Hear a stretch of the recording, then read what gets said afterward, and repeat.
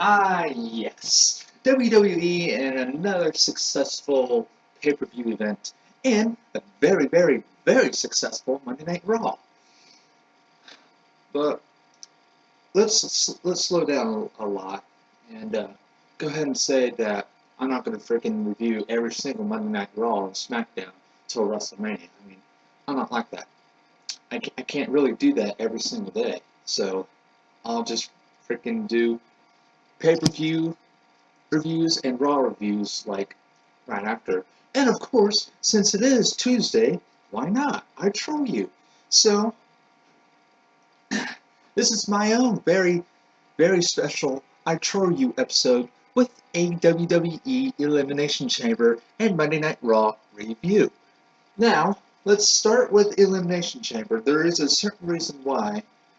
Uh, there's a certain reason why I wanted to wait until after Monday Night Raw because ever since last week when WWE thought it was a great idea to announce, hey, Hulk Hogan's going to return, you could have left it as a surprise. This is where WWE makes their mistakes because then we are ruined by the surprise. And they wanted to freaking tell us in advance that Hulk Hogan's returning to host WrestleMania 30. They never did that for The Rock. I mean, we all knew that there was going to be a host for WrestleMania 27 live in Atlanta, but we didn't know it was going to be The Rock. So, why announce that Hulk Hogan was going to be host of WrestleMania 30 instead of waiting for the right moment? And then, right after Elimination Chamber, Hulk Hogan comes out and be like, yay! Everybody cheers and all that good stuff. Because you could have had a much bigger pop if you did not announce anything or leak anything. See, this is what happens when TMZ is involved with this shit, because they ruin everything. And when they ruin everything, I'm ruined, and I like to be surprised by WWE. So, what are we going to do? Well, Hulk Hogan returned, and not only Hulk Hogan, we got The Undertaker, who returned right at the end of Raw last night, which was a very, very, very exciting thing, because we all thought it was going to be John Cena versus The Undertaker. Come to find out that it's now going to be Brock Lesnar versus The Undertaker. Now, do I think that that's a brilliant idea? Actually, yes. I really like the idea of The Undertaker versus Brock Lesnar. The Beast versus the Streak. I'm assuming that's what it's going to be called. So this is going to be a quite difficult match for The Undertaker to conquer, because I don't think The Undertaker has dealt with this side of Brock Lesnar. I'm going to think, I'm not really sure because I haven't really watched any of the past pay-per-views yet on WWE Network, which did launch yesterday morning. I'm very, very happy about that. But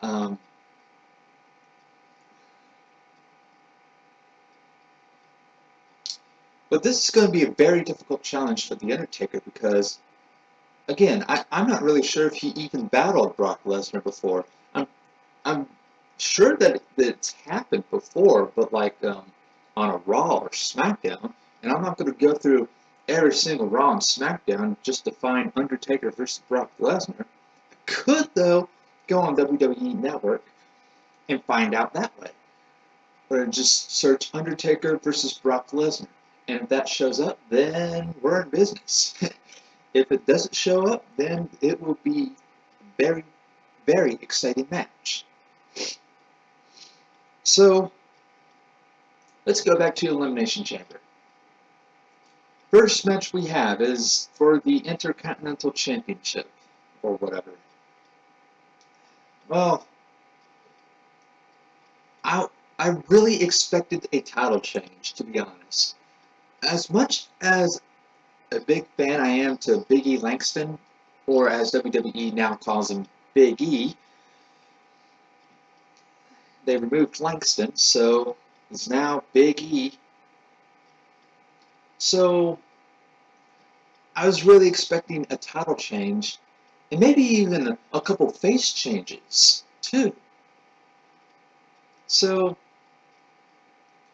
sadly, no title change for Intercontinental, Divas, or the WWE World Heavyweight Championship, which everybody thought that Randy Orton was going to lose. Well, come to find out that it did not happen. Randy Orton did win the WWE World Heavyweight Championship in a cheated way, kind of. Now, even though that there's really no rules in the Elimination Chamber, there's no disqualification whatsoever. We got the Wyatt family interfering, beating the shit out of John Cena, Randy Orton pinning John Cena, which should have been John Cena making Randy Orton tap out. And then we have John Cena versus Daniel Bryan. So then we have Daniel Bryan versus Randy Orton. And of course, Kane then gets involved. Now, what is Kane's deal with Daniel Bryan? I mean, Daniel Bryan has beaten Kane technically twice. The DQ, yeah, we all know that DQ happened, but really, what is Kane's deal with Daniel Bryan? I know they used to be friends when they were tag team champions, and with all the hugs, and everybody remembers that. But just never really found out a deal with Kane. So is he being commanded by Triple H and Stephanie, or is something going on? We'll never know until WrestleMania comes around. Then we'll probably know. But since WrestleMania is coming around, this is the time where stories need to start taking place. And I've yet to even figure out the story with Randy Orton. I mean, now we see Randy Orton versus Batista at WrestleMania, which now we know Batista's going to beat the living shit out of Randy Orton, and Batista's going to win the WWE World Heavyweight Championship, and everybody's going to cry and complain about that. Well, I got some news for you, people.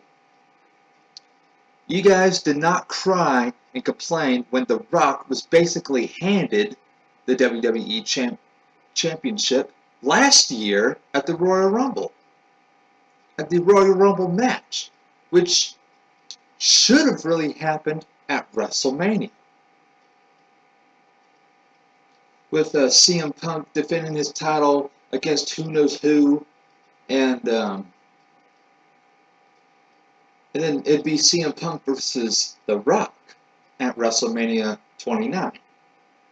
No, WWE says. We're going to have John Cena versus The Rock again. Ugh. The Rock, apparently, there's some big, huge rumors saying that The Rock will have another match at WrestleMania 30. We don't know. Oh, we already know that Hulk Hogan's going to be at WrestleMania 30, but no match for him. He's only the host, just like The Rock was at WrestleMania 27. So, then,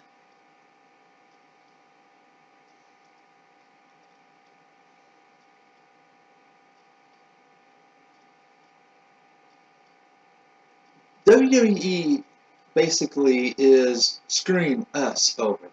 And everybody's saying that this is our fault that Daniel Bryan didn't win, because they, and when I mean they, I mean the crowd keeps booing Batista, who earned a WWE Championship match by going through the Royal Rumble. Entered at a very decent number, didn't enter at number 30, didn't enter at 29. I think he entered at like 25 or 27. I don't remember which one. It's probably one of those numbers, but it was after or at 25. All I know is that he won fair and square.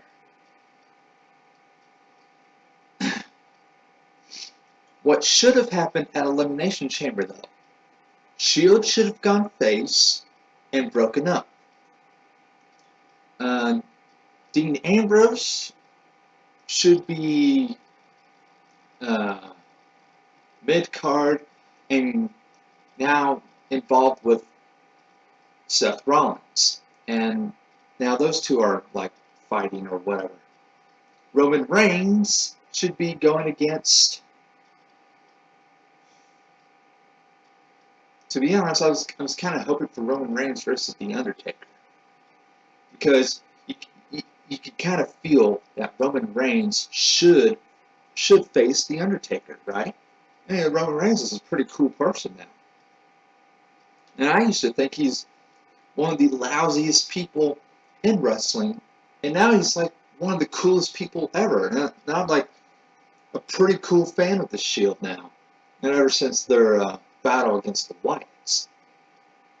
So then,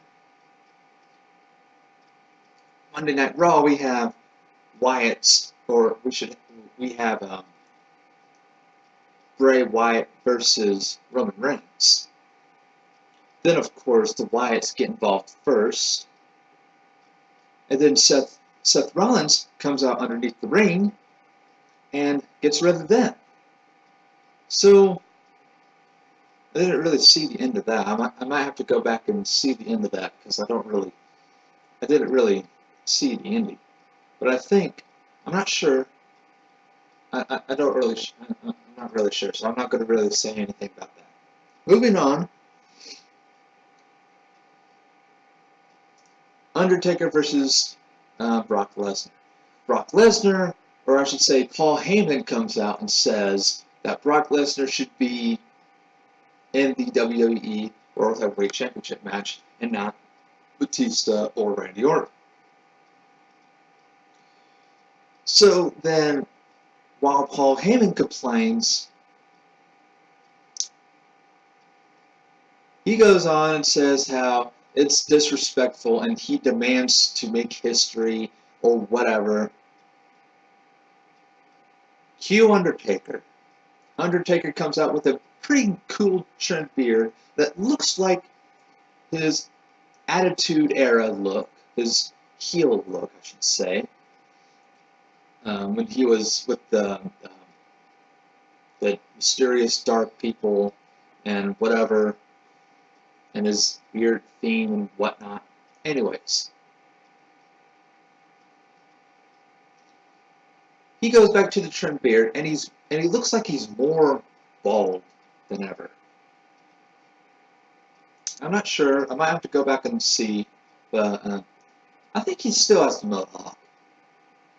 I kind of miss the hat, though, and his long hair.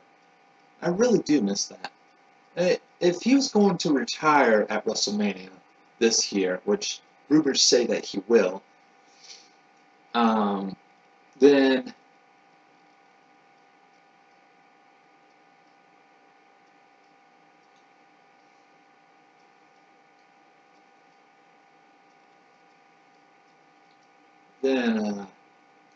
if he was going to retire after WrestleMania, it would have been against someone who we all liked. And it would have been a humongous match, probably one of the greatest matches in WWE history. And, of course, I don't know, Undertaker losing, to be honest. Just saying that. I have humongous respect for The Undertaker, and I am a huge fan. And that's basically all that I have. So, big rumors say that he will retire, but he won't give up the streak. I don't know if he wants to lose. I don't know if he wants to continue winning or I don't even know if he's going to freaking come back next year. You know, this is all a little bit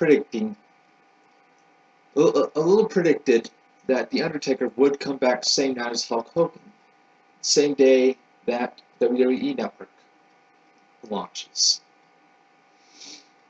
By the way, WWE, when you say that you're going to launch WWE Network at 11:05 p.m. Eastern Standard Time, don't let anybody on it at 9 a.m. like at all. I mean that's basically what happened is they let everybody sign up to get WWE Network, and it was supposed to officially launch at 11:05.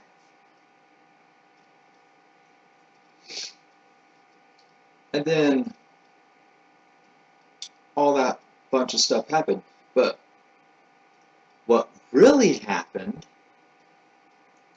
is that Grand Theft Auto 5, or I should say Grand Theft Auto Online happened, except they kind of dealt with it much, much better than what happened with Grand Theft Auto 5, or I should say Obamacare. To be honest, that worked out way much better than Obamacare. So when you got everybody signing up and logging on to WWE Network at the very same time at 9 a.m. in the morning, servers cannot handle that many people. So really, WWE, you should probably, or I should say for the next company that plans like a big website opening or a big multiplayer thing like Grand Theft Auto 5 did for Grand Theft Auto Online, you should just open it for certain time zones or something. Like if you live in this certain time zone, then this is what time in your time, or I should say, I don't even know what I'm talking about. Hold on. Everybody in a certain time zone should get this at a certain time in their time zone. Like, if something was going to open, say 5 o'clock p.m., then at 5 o'clock your time zone, you get it, not anybody else, and the advanced time zones. Which makes sense, but it's kind of hard to do at the same time.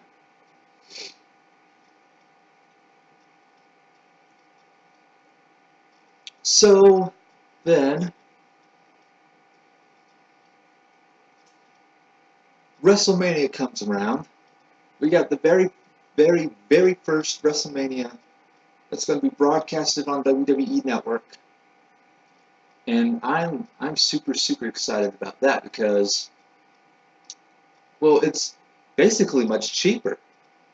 $60 is basically the price for any WrestleMania event, or I should say any WWE pay-per-view event. So we got $60. Those $60 to WWE Network basically gets you 6 pay-per-views. So you just saved a whole lot of money.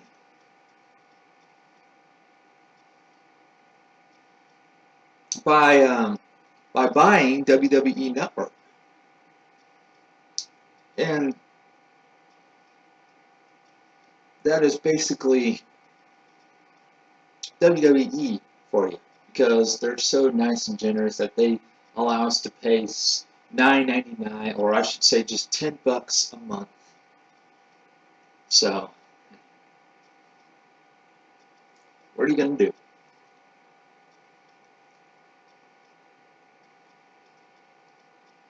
Now, although this video is now coming to an end, I haven't really complained much about how bad WWE is for not letting Daniel Bryan win, or how bad we are for booing Batista. But really, I have nothing else to say.